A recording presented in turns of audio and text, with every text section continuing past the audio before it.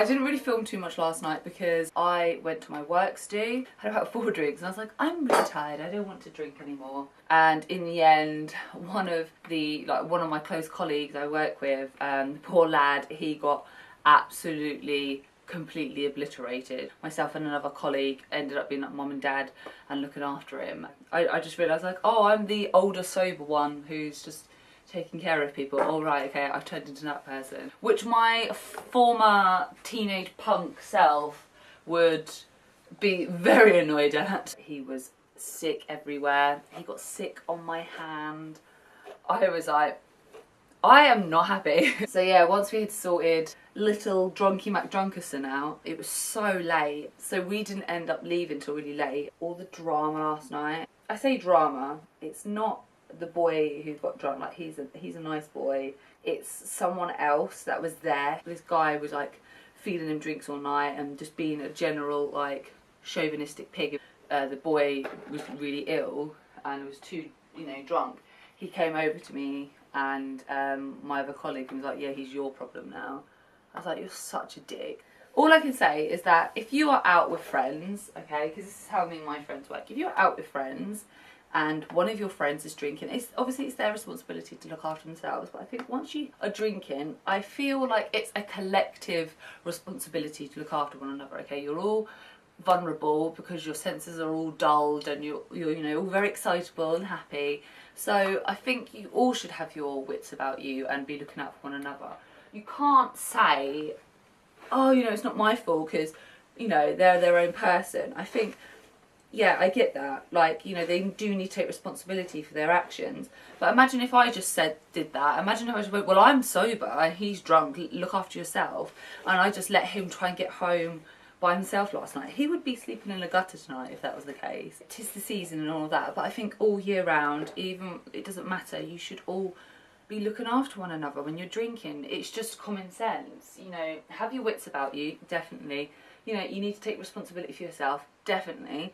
But don't just like remove yourself and like absolve yourself of all responsibility, being like, oh well, it was their choice to drink. It's like, yeah, you should help them. Say, you shouldn't really be drinking, you should give them water instead of a beer. You should take them outside, you should say, let's go for a walk, let's dance instead, do you know what I mean? Like, be sensible. So I think my Yule time and year round message is, I think it doesn't matter what age you're at, young or old, always just be kind to one another and help one another out. He was being such a dick. He was telling this poor boy to cheat on his girlfriend. And, oh, you should cheat on your missus with that girl and blah, blah, blah. And I was like, you're single. Why are you telling someone who's in a relationship to go cheat? And I was just like, you're just such a cretin.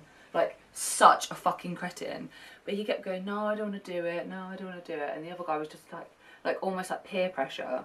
Like, grow the fuck up. Do you know what I mean? Just grow the fuck up.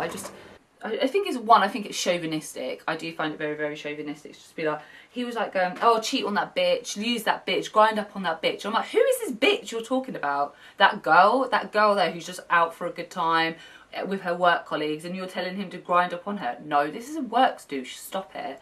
And then being like, oh, fuck it, you only live once. And it's like, I just couldn't help say to him, I was like, are you in a relationship? He's like, no. Have you had a girlfriend? Well, no. Well, shut up then, like. Don't tell some other poor fucking soul to cheat on their missus when you're fucking alone and single, you daft twat. Woohoo! Look who's moving in the background. I'm back from work. Huzzah. It was a very, very long day and I am one thankful little bean that it is over. I am so unbelievably tired and my knees really hurt. I know, I'm old. Do you like my outfit?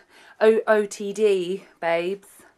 My pyjamas, yes! Oh my god, I look really, like, this part of me is like the size of Skegness.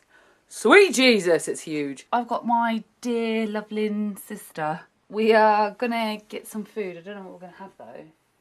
We have pizza downstairs, but do you know when you're just like in that mood where you don't want food from your house? So we're gonna eat some din-dins, and yeah, we don't know what we're gonna have yet, so, boo. Let's see Emma. Whoo! Yep, there she is. Just chilling.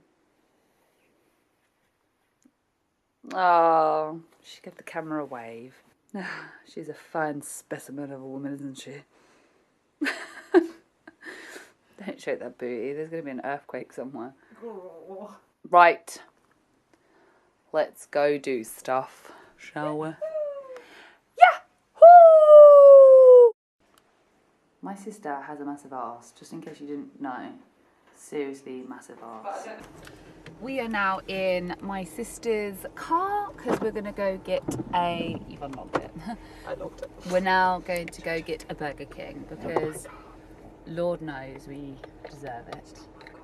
It's not my car. She's saying it's not her car. It's a hire car. She hasn't stolen a car. Don't tell people this thing is my car. It's not her car. Her car got in a smash up, didn't it? Smash up. Hello.